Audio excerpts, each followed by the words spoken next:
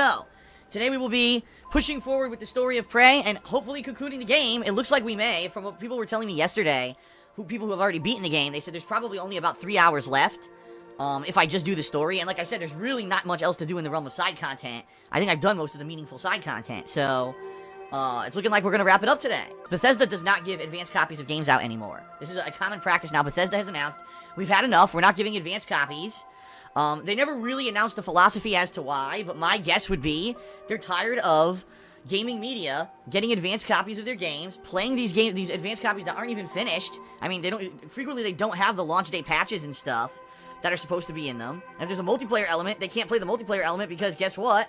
It's not implemented yet because no one has the game yet.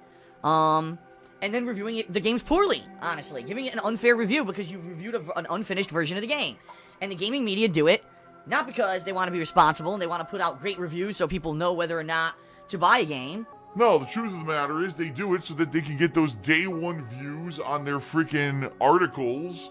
And draw traffic to their website. And it's very irresponsible, in my opinion. I've always been of the opinion that everyone should be getting the game at the same time, and that people should just have more self-control, and if you're not sure if you want to play a game, just don't buy it on launch day. Wait 2 days for everyone to play it and tell you if it's good or not, right?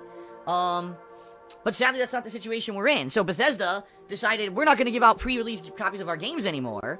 All of a sudden now, all the gaming media pans every game Bethesda releases. Literally, they just pan it. Oh, this game sucks. This is terrible. IGN, I guess they were playing the PC version of this game, and they ran into a game-crippling bug, and they gave it a 4 out of 10. Well, I didn't run into any game-crippling bugs, and the game's amazing, in my opinion. It's one of my favorite games of the year. It's a combination of BioShock with sci-fi kind of a theme, you know, horror, but also, you know, a lot of elements, a lot of great elements that are combined in this game. And I can't wait to see how it's going to end with the story and everything. So I'm very excited to be finishing it up. And listen, everyone has a right to review a game the way they want per their own experience. So for me, you know, okay, IGN played the game, they had a game bug, 4 out of 10. Of course, that's completely irresponsible because how many people played this game and didn't have game-crippling bugs and now might miss out on a game because they gave it a 4 out of 10, right? So that's what pisses me off. You know, IGN, sadly, they don't take themselves seriously enough, and they don't basically, they're not responsible. That's what I should say. They don't realize the amount of influence they actually have over the gaming industry, being one of the big, you know, gaming media outlets. And they don't realize that when you have a game like Prey, where it was kind of a game that no one was really talking about, and then all of a sudden it comes out, and oh gee, I wonder if it's any good. Oh, 4 out of 10, because it had a game bug in it. Well now, no one buys it, and whose fault is it, when the game is actually outstanding? So, it is what it is. I can't control what IGN does, but I really like Prey, and I'm looking forward to the conclusion today, okay? You know, fighting games are one of my fortes, because I have experience in them. I've played them competitively. I never played Injustice competitively, but I've played fighting games competitively. And, you know, the fact that I really enjoy them and I can kind of analyze them a little bit more, alright? And I know a little bit more about the ins and outs of them.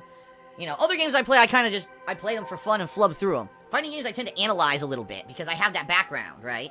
But it's still fun because I don't take it super seriously either, although I do rage when shit happens online. That's why I think this week is going to be particularly fun, right? So I hope you're going to join me for my Injustice 2 coverage this week, folks. The partnerships are working well. In fact, the first day's results of being back with Curse are in, and whoop, my ad revenue went right back to what it was when I was with Curse those last 2 months. So the good news is, folks, everything is back to normal. I got my YouTube channels all set up. They're earning revenue. They're working well. My Twitch is going well right now. This week in particular is a great week for Twitch. People were coming out every day and participating with cheers and subs and tips and everything, and it's just been working out great. So if I can keep it like this, I think we're going to be good moving forward. I'm going to be honest with everyone, especially with, you know, new releases always bring in the hype, right? New releases bring in people to get excited. I get more viewership and more participation. I think with Injustice 2, you know, coming up, and Friday the 13th, and other new games and stuff, and, you know, it's going to be a great year. I'm actually looking forward to the rest of the year now. And you know what? I'm going to be honest here. I feel like a big weight has been lifted off my shoulders. Because I was actually nervous, right? I was very nervous about if I was going to be able to raise enough revenue to pay my bills. And if I can keep it at the level that it's at right now, the answer is yes, I'll be able to. And since my Twitch is actually seeming to grow, right? I'm getting more followers every day. And whenever, you know, the new games are coming out, more people are showing up. If my Twitch continues to grow the way it is, this could be a positive thing. For the first time in years, folks, I may have a positive movement. Like, the business may do better this year than it did last year. And that's the first time I could say that shit since like 2012. Because the bottom line is that, you know, YouTube sadly has been on a downward spiral. It has. Every year they do something stupid or they screw something up and it screws over, you know, my business. And this year, it may, because of the changes I made, it looks like it may actually be better. I can't believe it. I mean, that makes me overwhelmingly happy and positive. Because I'm loving what I'm doing. I'm loving these new streams, interacting with you guys every day, right? I'm loving it. And everyone's overwhelmingly positive. The feedback I'm getting overwhelmingly is... Phil, you sound more positive. Your videos are more entertaining now. Thank you for changing and keep it up. So I'm going to keep doing it, man. I'm going to keep doing it.